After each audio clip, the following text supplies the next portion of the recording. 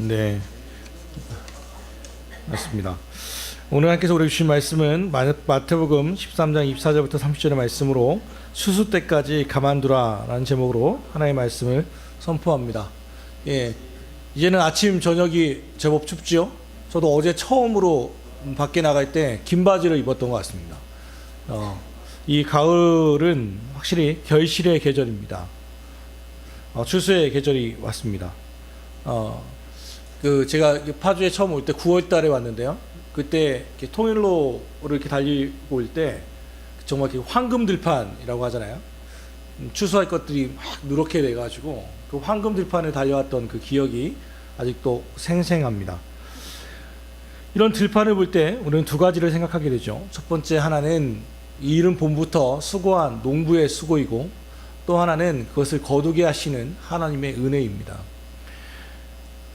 하늘로서 비를 내려주지 않는다면, 그리고 또 그것을 적당하게 조절하지 않으신다면 저런 추수와의 기쁨이 있을 수 있겠습니까? 그러니 수고한 농부의 땀도 기억해야만 하고, 또 하나는 그것을 거두게 하신 하나님의 은혜를 기억해야만 합니다. 농사는 어느 누군가 한 사람만의 노력으로 되지는 않습니다. 우리가 알고 있는 것처럼 쌀미자는 하나의 쌀이 우리에게 오는 것이 보통 88번, 88번이 사용된다고 해서 쌀미자가 8팔자가 위로 한 번, 밑으로 한 번 그렇게 되어 있습니다. 그러니까 하나의 쌀 한 톨이 우리에게 오는데 88번의 과정을 거쳐서 온다고 하는 그들의 수고를 기억하라는 뜻입니다. 그리고 또 하나는 십자가입니다. 하나님의 은혜입니다.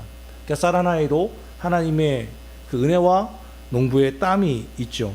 이 결실, 열매를 맺는다는 것은 은혜입니다. 그리고 또 하나는 기억해야 할 것은 심판이기도 합니다. 성경은 계속해서 말합니다. 심은 대로 거둡니다. 적게 심으면 적게 거두는 것이고, 많이 심으면 많이 심게 되죠. 우리 어머니께서 살아생전에 저에게 두 가지 항상 가르침을 주셨습니다. 첫 번째 가르침은 항상 하셨던 말씀이에요. 밥만 먹으면. 그 두 가지인데, 첫째, 밥 먹고 뛰지 마라, 배 꺼진다. 이거였어요. 항상 배 막 뛰면, 뛰지 마라, 배 꺼진다. 이 말씀을 하셨고, 또 하나는 일하지 않으면 먹지도 마라 였습니다. 제가 신대원을 준비하면서 깜짝 놀란 것은 특별히 일하기 싫으면 먹지도 말라는 말씀이 성경에 있다는 것을 알았을 때였습니다. 데살로니가에 있습니다. 일하기 싫으면 먹지도 말라. 그러면서 또 하나 아는 것은 심은 대로 거둔다는 말씀입니다. 우리가 아는 불한당이라는 말이 있죠. 불한당, 마치 우리 요즘은 깡패, 건달과 같은 말로 쓰지만 이 불한당이라는 말 자체는 아니 불자에 땀 한자입니다. 그 물이 당자죠. 땀 흘리지 않는 이들이 모여 있는 것을 불한당이라고 합니다. 불한당 같이 살지 말라, 이 말은 땀을 흘리지 않으며 무언가를 거둘 것을 기대하지 말라라는 뜻입니다. 그래서 이 결실이라는 것은 은혜이면서도 또 하나는 심판이라는 것입니다. 물론 우리 사람의 본성은 아무것도 조금만 심어서 많은 것을 거두고 싶은 30배, 60배, 100배 이러면 눈이 정말 동그래지지만, 내 거둔 대로, 심은 대로만 거둡니다 라고 하면 뭔가 좀 불편한 것이 사실이긴 하지만, 그리고 그것을 추구하는 것들이 세상 사람들의 모습이겠지만, 그럼에도 불구하고 심은 대로 거두는 것은 하나님의 은혜이고 하나님의 주권이며, 또한 거기에 30배를 60배를 100배를 넘게 하는 것은 하나님의 섭리이며 그분의 전적인 판단에 의하는 것입니다. 우리는 그것을 바라볼 필요는 없습니다. 내가 심은 대로 거둔다는 것을 기억해야만 합니다. 이 농부의 인내를 배우라라고 야고보서 5장 7절은 말합니다. 사실 그 결실은 또 하나 생각할 것은 꾸준히 기다리며 가을을 바라본다는 것이죠. 심은 대로 바로 거두려는 법은 없습니다. 봄에 거두고 그 아까운 씨를 심고 발로 밟고 물을 주고 새벽부터 밤늦게까지 돌보고 잡초를 뽑아주고 그런 수고가 있을 때에만이 거두게 됩니다. 그러니 결실은 은혜이며 심판이며 또 하나는 인내의 결과입니다. 사실 우리 아이들을 생각해 보십시오. 아이들 태어났을 때 얼마나 수고하며 애를 낳습니까? 그리고 아이가 밤낮을 바꾸고 정말 막 울고 불고 배고프면 배고프다고 말하면 되지 왜 우는지, 좀 싸면 쌌다고 또 울고, 뭐든지 다 울기만 하면 이렇게 엄마가 다 해주잖아요. 또는 요즘 아빠가 해주고. 우리의 수고가 대단한 것 같이 느껴집니다. 그런데 좀 신기한 것을 한번 바꾸어 생각해 보면 우리가 정말 그런 대단한 일을 하는가입니다. 애들에게 제때 먹이고 젖을 먹이고 밥을 먹으면 신기하게도 아이들은 잘합니다. 우리가 영양분을 생각하지 않고 그냥 먹이기만 하면 애들이 균형 있게 키가 자라고 생각이 자라고 몸이 자랍니다. 자란다는 것이 얼마나 큰 은혜이며 능력인지 모릅니다. 그 자람에 대한 것에 비하면 우리가 하는 수고는 정말 하찮은 것이 아닌가라는 생각도 할 때가 있죠. 우리가 한 일은 하찮은 것에 불과한데 하나님께서 참 잘하게 하셔서 제대로 먹는 것만으로도 아이들이 자라고 건강해지고 하는 것을 보게 되죠. 그러므로 이 파란 황금 들판을 보면 하나님의 은혜를 생각하게 됩니다. 제가 지난주에 이렇게 목요일 날 세미나를 용인에 갔습니다. 가는 길에 너무 멀어서 그 옆에 있는 순복음교회 차에 같이 타서 갔거든요. 갔다가 이렇게 오면서 한 사모님하고 막 이런저런 얘기를 했습니다. 근데 그 사모님이 2003년도부터 대전 온누리교회에서 행정가사로 일을 했다는 겁니다. 막 그래갖고 완전 말 그대로 격이 없이 막 이런 얘기를 했습니다. 그래서 2003년 딱 생각해 보니까 제가 아는 사람이 있을 것 같아요. 거기 혹시 박 누구누구 전도사님이 아냐고 소스라치게 놀랐습니다. 어떻게 아시냐고. 제 동생입니다. 그랬거든요. 제가 신대원 동기입니다. 그리고 정말 친한 미국에 지금 있는데 한국에 들어올 때 반드시 만나는 동생 중에 하나입니다. 그 친구 아냐고 서로 놀랐습니다.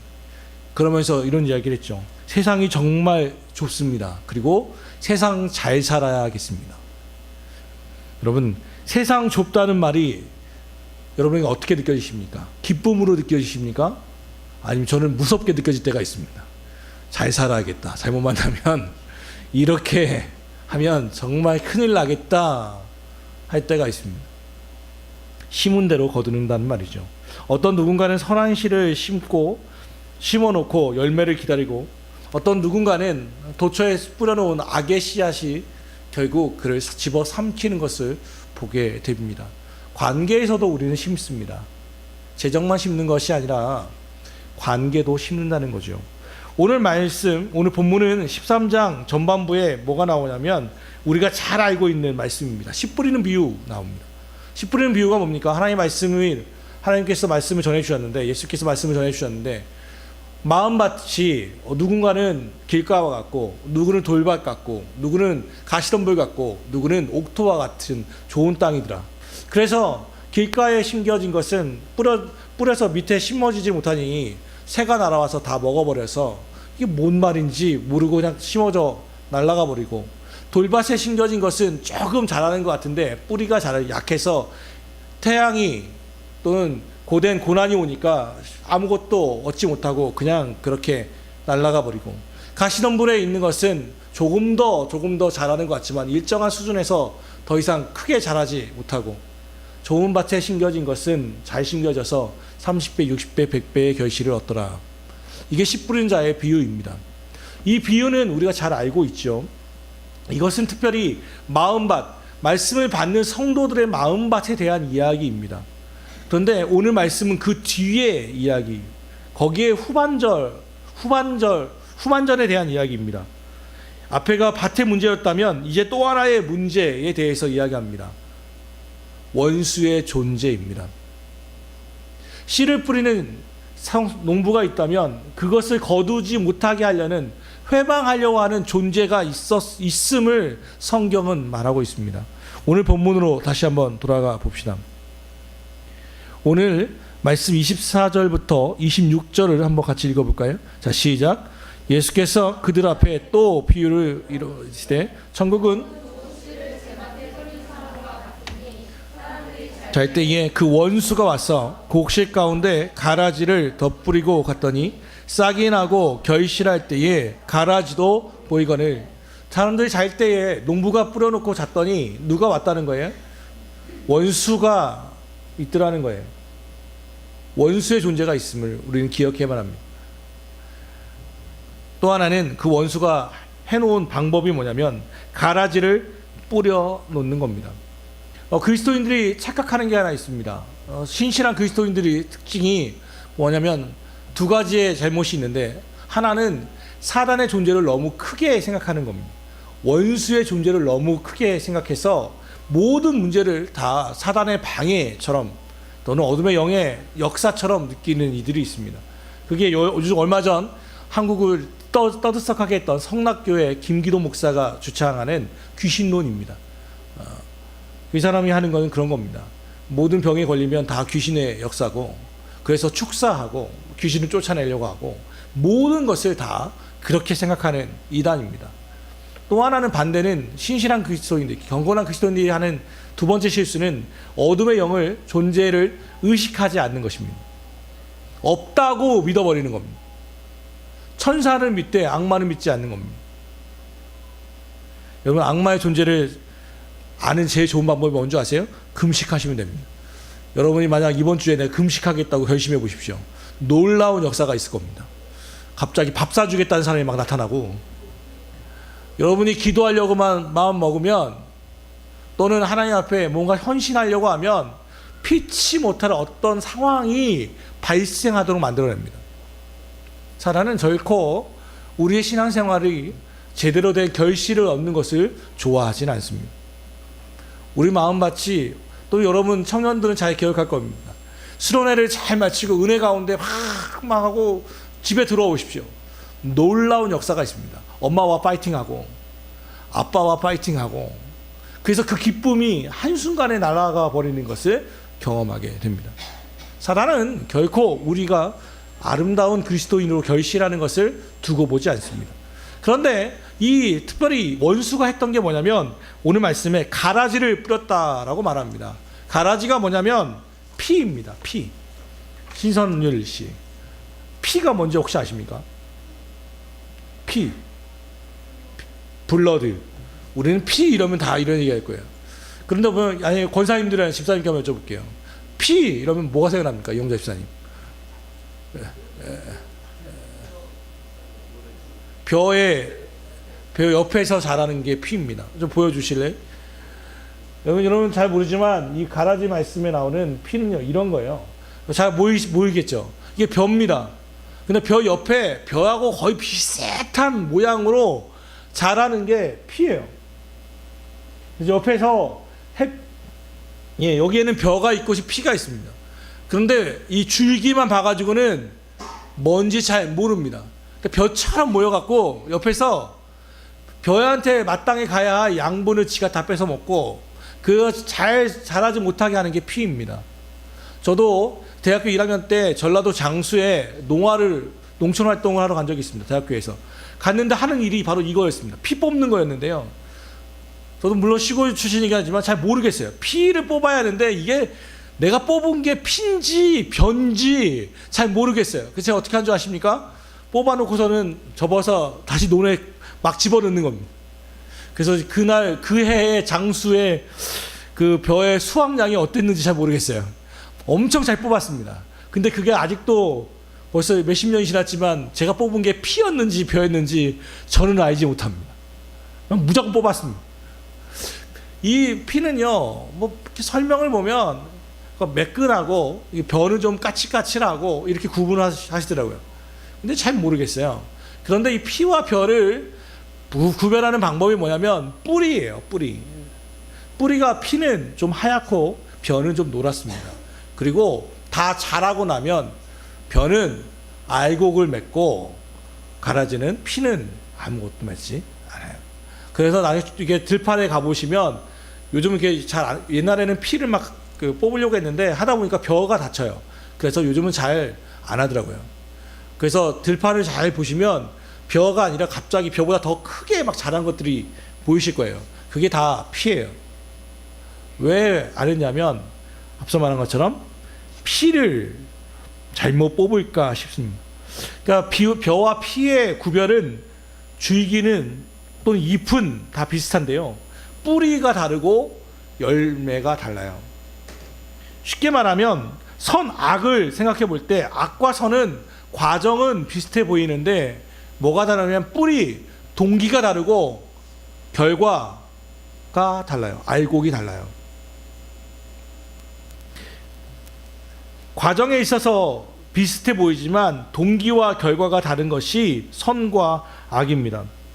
오늘 말씀에서도 이 피를 언제 발견하게 되냐면 결실할 때에 종들이 왔다고 말합니다. 그러니까 그전에는 잘 몰랐단 말이에요. 그런데 이제 때가 차니까 결실할 때쯤 되니까 이게 어이구 벼만 있는 게 아니라 저 가라지도 있네, 저 피도 있네 한 겁니다. 그때야 비로소 드러나는 존재이죠. 그때 이 사람들이 이렇게 얘기합니다. 종들이 우리는 좋은 씨를 뿌렸는데 왜 여기서 가라지가 났을까? 주인님 가서 저거 다 뽑아버릴까요? 가라지 다 뽑아버릴까요? 라고 얘기했습니다. 당장 가서 뽑아버릴까요? 무척 조급해 보이죠? 조급한 심판과 행동을 말합니다. 한 의과대학에서 교수가 학생들에게 이렇게 질문했습니다. 여러분도 한번 이 질문에 대답해 보시죠. 한 부부가 있습니다. 남편은 매독에 걸렸습니다. 아내는 중증 폐결핵에 걸려 있습니다. 그리고 이미 가정에는 아이들이 4명이나 있습니다. 그 중에 이미 한 아이는 얼마 전 병으로 죽었고 세 아이만 있는 상태입니다. 그런데 이 3명 아이들도 결핵으로 누워 있습니다. 아내는 지금 현재 임신 중입니다. 낳는다고 해도 자기 몸도 남편의 상태도 그리고 집안의 상편을 봤을 때도 낳는다고 해도 이 아이를 제대로 키울 수 없을 것 같아 보입니다. 어떻게 하면 좋겠습니까? 그때 이 말을 들었던 한 의과 학생이 대뜸 손을 들고 말했습니다. 교수님, 안타깝지만 낙태 수술을 하는 것이 그 집안을 위해 좋을 것 같습니다. 그때 교수가 이렇게 말합니다. 자네는 방금 베토벤을 죽였네. 바로 이런 상황에서 태어난 아이가 베토벤입니다. 성급함에 대한 이야기입니다. 조급함에 대한 이야기입니다. 우리의 눈으로만 판단했을 때의 문제입니다. 때때로 우리는 이것이 악이다. 이게 가라지야. 이 사람은 나에게 악이야. 이 존재는 나에게 피야. 나의 영양분을 다 뺏어가는 자야. 절대 용납할 수 없는 사람이야. 또는 존재, 이런 상황이야 라고 말할 때가 있죠. 그런데 좀 알고 보면 그 속 깊은 곳에 오히려 하나님의 형상이 있음을 알게 됩니다. 종종 우리는 그들을 만나게 됩니다. 그러므로 사랑하는 여러분, 우리가 심판주가 될 수 없다는 것을 인정하십시오. 심판의 시기도 방법도 하나님이 하시는 것입니다. 내가 이미 우리가 어느 순간 판단자가 되고 심판자가 되어서 모든 것을 재단해 버리면 베토벤을 죽이게 됩니다. 생각해 보십시오.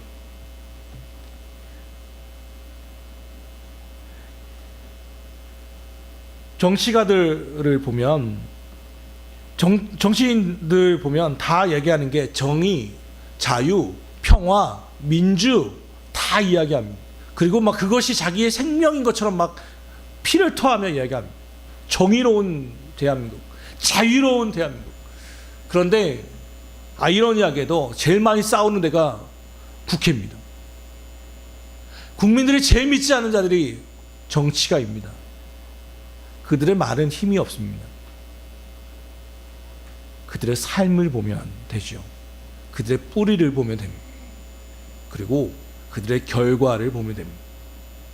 성급하게 판단할 필요는 없습니다. 요즘 인터넷에 보면 얼마나 이런 마녀 사냥이 많은지 모릅니다. 여러분 혹시 파주맘 카페의 회원이십니까? 또는 김포맘, 요즘 맘 카페들이 많습니다. 저도 파주맘 카페의 회원입니다. 유익한 것들이 많습니다. 정보도 있고요. 뭐 이렇게 특별히 그 교회 도서 구입할 때 파주맘에서 구입을 했습니다. 싼 가격에 좋은 책들로 빨리 구입할 수 있어서 참 좋아합니다. 그런데 우리 파주맘 얘기는 아니고 인터넷에 종종 드러나는 얘기가 뭐냐면 이 맘카페의 폐단입니다.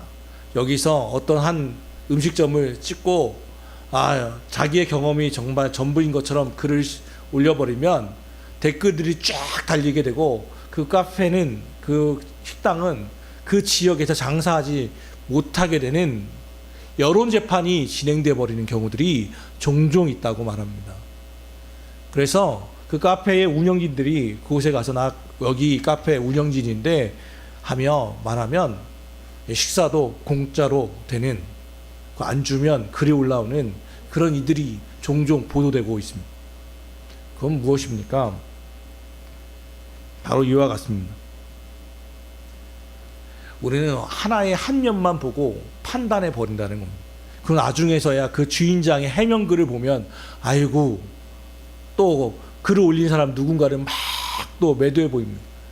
때로는요, 장님 코끼리 만지기처럼 어떤 장님은 맹이는 코끼리는 철벽 같은 거라고, 기둥 같은 거라고, 코끼리 다리 만졌으니까.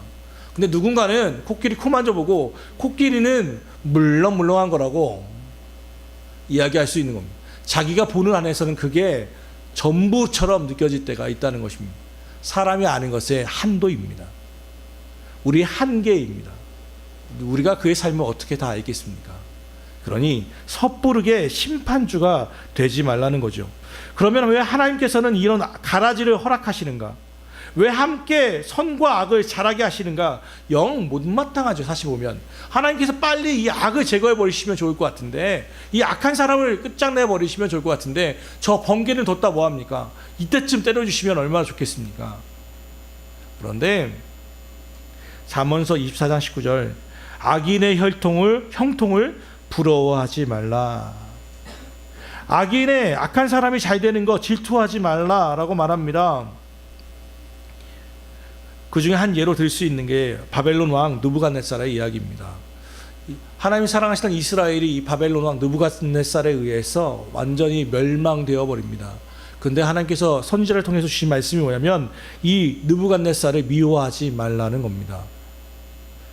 민족을 죽이는 그들을 미워하거나 저주하지 말라. 왜냐하면 그때 하나님은 그들을 징계의 방망이로 사용하신다고 말하기 때문입니다.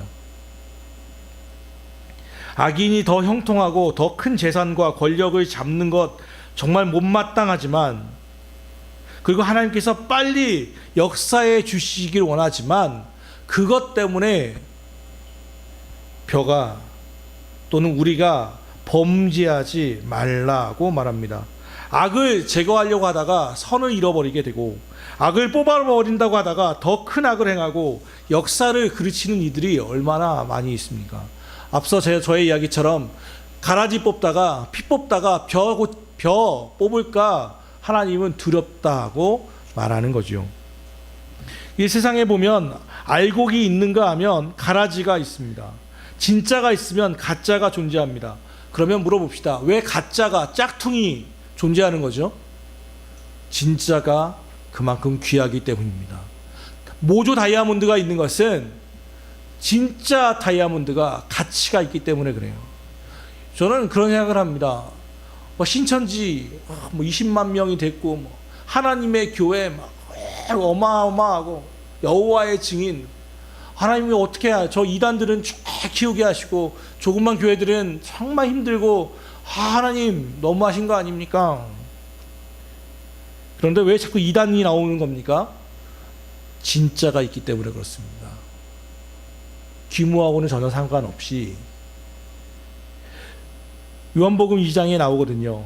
불법의 사람들, 가짜 그리스도, 적그리스도, 가짜 복음, 가짜 교회에 대해서 이미 성경은 예언해 놓았습니다. 그리고 실제로 지금 그런 이단들이 성세하고 있습니다. 앞서 저처럼 그렇게 얘기할 수 있죠. 왜 하나님 저들을 처벌하지 않습니까? 왜 저들을 드러나게 하지 않습니까? 그런데 왜 그렇습니까?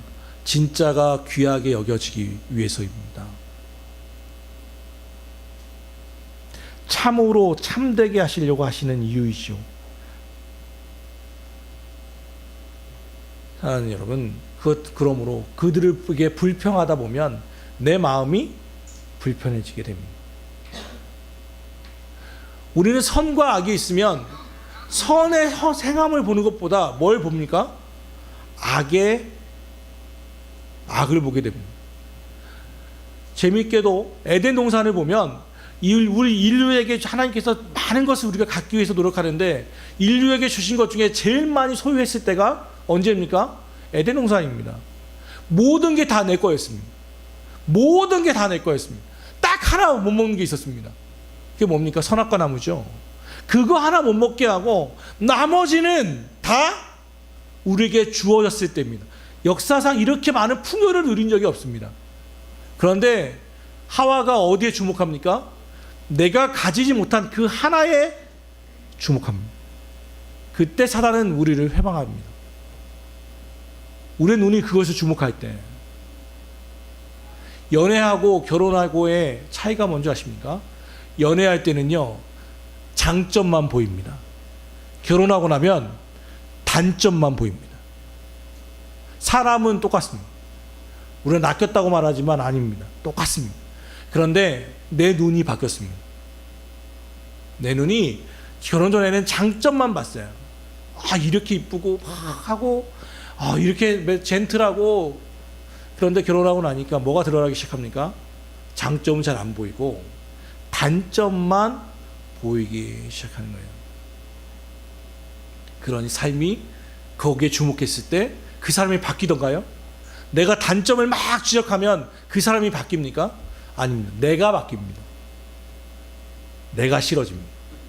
사랑하는 마음이 줄어들게 되고요. 우리가 있는 것에 대해서 주목하면 하나님께 감사하게 되지만 내가 아직 가지지 못한 것 또는 남이 가진 것에 대해서 자꾸 주목하게 되면 내가 가지고 있는 것도 별것 없어 보인다는 거예요.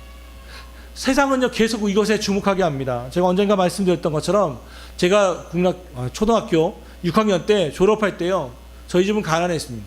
그래서 그 전교생들 전화번호를 그 졸업 앨범에 쓰게 되는데 저희 집에는 전화번호가 없었어요. 전화기가 없던 두 사람 중에 하나가 저였습니다. 정말 가난했습니다. 그때 저희 집에 TV가 뭐였냐면 흑백 TV였습니다. 흑백 TV여가지고 이게 돌리는 것도 없어서 그 벤치로 이게 빠져가지고 벤치로 돌렸습니다. 그리고 안테나가 없으니까 그 철사로 연결해가지고 밖에다 내밀어서 이렇게 흔드는 거죠. 정말 중요한 거 할 때는 형하고 저가 있으면 누가 나갈까요? 제가 항상 나갑니다. 나가서 맨날 이렇게 하는 거예요. 전파를 잡는 거예요. 여러분은 잘 모르겠지만 여러분 아이들 세대에서는 우리 막 이래가지고 형 나온다고 그러면 정말 이게 기술이거든요. 건들지 않고 싹 놓는 거. 그러고 나서 막 가는 거죠. 그다음 바람 한번 불면 또 다시 또 나가야 하고. 그렇게 하다가 그래서 제가 얘기하잖아요. 미스코리아 수영복이 파란색이라는 것을 중학교 때 알았다니까요. 맨날 그 회색이었으니까. 그런데 그러다 중학교 때 살림살이가 나아졌는지 칼라 TV로 바뀌었어요. 얼마나 감격했는지 모릅니다. 근데요, 그때 TV에서 뭐가 나왔는 줄 알아요? 명품 TV 이렇게 나오더라고요. 우리는 막 겨우 이제 칼라를 탔는데 얘네는 명품이래요. 그래갖고 또 명품을 샀어요. 그랬더니 뭐예요? 숨겨진 1cm를 찾았대. 그러면서 평면 TV가 막 나오기 시작하는 거예요. 그러니까 우리 결혼할 때 평면 숨겨진 1cm 때문에 TV를 샀어요. 그랬더니 그때는 벌써 와일드 TV로 바뀌었어요. 그러더니 겨우 이제 또 LCD TV 이런 거 하나 사놨더니 이제 스마트 TV로 바뀌고, 스마트 TV 사놨더니 커브 또 굴곡이 있어야 한다네. 곡면으로 또 바뀌었어요. 언제쯤 만족합니까? 우리는 언제쯤 만족하겠습니까? 근데 세상은 계속해서 새로운 것을 갖게 만들려고 해요. 왜 또 팔아야 사니까. 그게 악이라는 것은 아니에요. 그런데 소유에 집착하면, 내가 가진 것이 아니라 가지지 못한 것에 자꾸 집착하게 되면 내가 지금 가지고 있는 것조차도 거기서 행복감을 누릴 수 없다는 거예요. 우리가 가진 소유된 또는 선한 것에 주목해야 하는데 우리는 자꾸 못하는 악에 대해서 자꾸 주목하게 되면 선도 악으로 변제될 수 있기 때문에 하나님은 악과 선을 같이 자라게 하시지만 우리의 눈이 악이 아니라 선에 집중하기를 원하시는 겁니다. 그럼 왜 같이 자라게 하십니까? 때가 있어요. 한순간에 그것을 제거해버리는 순간이 있어요. 언제입니까? 추수할 때예요. 결실할 때예요. 그때는 오늘 말씀처럼 한순간에 다 베버려가지고 가라지는 다 불태워버리고 알곡은 장신의 곳간에 두는 때가 있어요. 그리스도인은 심판을 믿어요. 그리스도인은 종말을 믿는 자들입니다. 내가 심판자가 아니라 심판주 되시는 하나님을 믿습니다. 그러니 하나님께서는 지금 때가 되지 않았으니 알곡과 가라지를 그대로 두라라고 말하고 있습니다. 매기효과라는 말이 있죠. 매기효과가 뭡니까? 회를, 생선을 싱싱한 걸 지금이야 뭐 빨리 오지만 예전에 어려울 때 냉동고에 수족관에 애들 그 생선을 보내야 하는데 놓으면 지네끼리 놓으니까 시들시들 하더라는 거죠. 이미 좋아야 하는데 생생해야 맛있는 걸 먹는데 얘네들이 활기가 없더라는 거예요. 매가리가 없더라는 거죠. 그래서 메기를 넣어놨다는 겁니다. 그랬더니 메기가 다 잡아먹으니까 메기 피하려고 열심히 뛰더라는 거죠. 그래서 서울에 왔다 보니까 메기를 한 마리 넣어놨더니 잡아먹히는 것도 있겠지만 대부분이 그 메기 피하고 돌아다니냐고 생생하게 살아남더라는 거예요. 그게 메기 효과라는 말이에요. 사회학에서 쓰는 말이죠. 하나님이 우리에게 악을 행하게 하시는 이유가 뭔지 아십니까? 우리를 생생하게 활기 있게 살기 위해서예요. 하나님이 빨리 여러분이 기도하러 올 때는 언제쯤 옵니까? 모든 일이 잘 풀릴 때 오십니까? 여러분의 삶이 평탄하실 때 오십니까? 하나님 앞에 하나님을 찾을 때가 언제입니까? 솔직하게 말해봅시다. 하나님은 왜 찾습니까? 살만할 때 찾습니까? 죽도록 힘들 때 찾습니다. 내 삶에 이해되지 않는 일이 있을 때 하나님을 찾게 됩니다.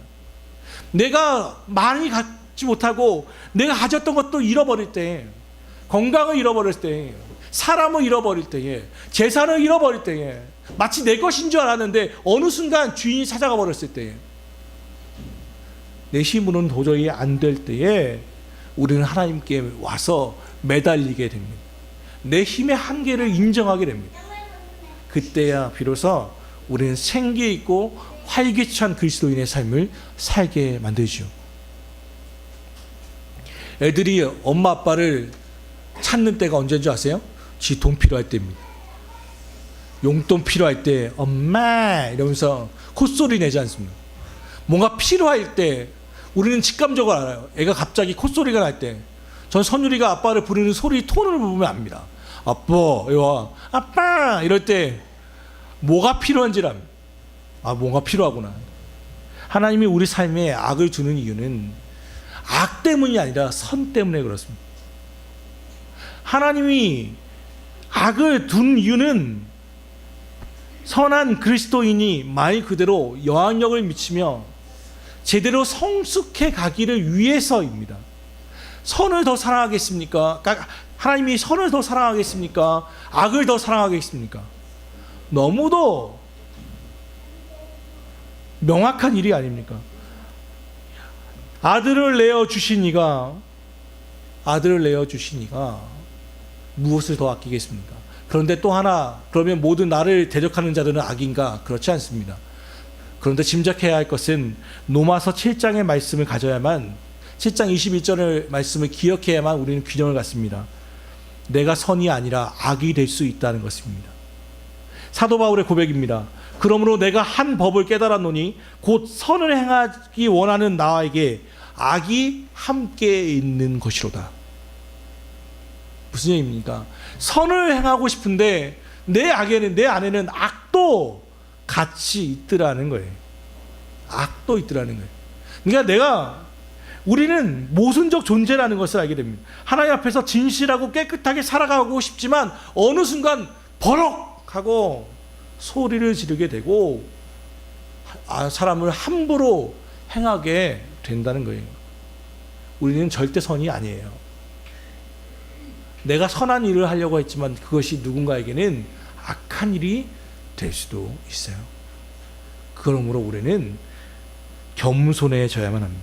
이 말씀 앞에서 그래 하나님이 나를 끝까지 도와주시겠구나 라는 말씀과 함께 내가 악에 물들지 않아야 한다는 것을 우리는 스스로를 경계하는 말씀으로 삼아야만 합니다. 그러므로 날마다 두렵고 떨림으로 너희의 구원을 이루라 하셨던 빌립보서의 말씀은 지금도 살아 있습니다. 우리는 한 번 구원을 받았으니 예수 그리스도를 십자가에 못 박혀 죽이신 것, 그리고 내가 죄인인 것을 인정하고 마음으로 믿고 입으로 시인했으니 이제 나 구원 받았어, 그러니 내 마음대로 살 거야는 구원파가 내세우는 악한 교리일 뿐입니다. 구원은 한 번 받은 것으로 끝나지 않습니다. 물론 우리는 마음으로 믿고 입으로 시인하여 하나님의 자녀가 되었지만 그럼에도 불구하고 성화의 과정, 계속해서 하나님을 닮아가는 노력이 있을 때야만이 두렵고 떨림으로 구원을 이루어내야만 하는 것이 하나님이 우리에게 주신 사명입니다. 이 결실의 계절, 사랑하는 여러분, 여러분의 선을 키워나갈 수 있기를 바랍니다. 여러분의 안에 있는 선하고자 하는 선을 행하고자 하는 성령이 주시는 그 마음을 계속해서 키워나가시기를 바랍니다. 근육을 키우는 방법이 뭡니까? 운동입니다. 운동을 어떻게 합니까? 제대로 된 자세를 가지고 합니다. 그러면 처음에 쉽습니까? 어렵습니다. 내가 바른 자세로 하지 않았기 때문에 제대로 된 운동을 하려고 하면 반드시 따라오는 게 고통입니다. 삶의 방식을 바꿨기 때문에 그렇습니다. 그런데 그 방법들을 계속 하다 보면 근육이 생기게 되고 더욱더 강건하게 됩니다. 우리의 선함에도 이런 근육이 필요합니다. 경건의 근육이 필요합니다. 경건은 연습해야만 합니다. 기도하고 말씀을 보며 시마다 때마다 주를 찾는 연습들을 해야만 합니다. 한 번 실패했다고 좌절하지 마십시오. 한 번 운동하고 실패하면 아무것도 안 됩니다.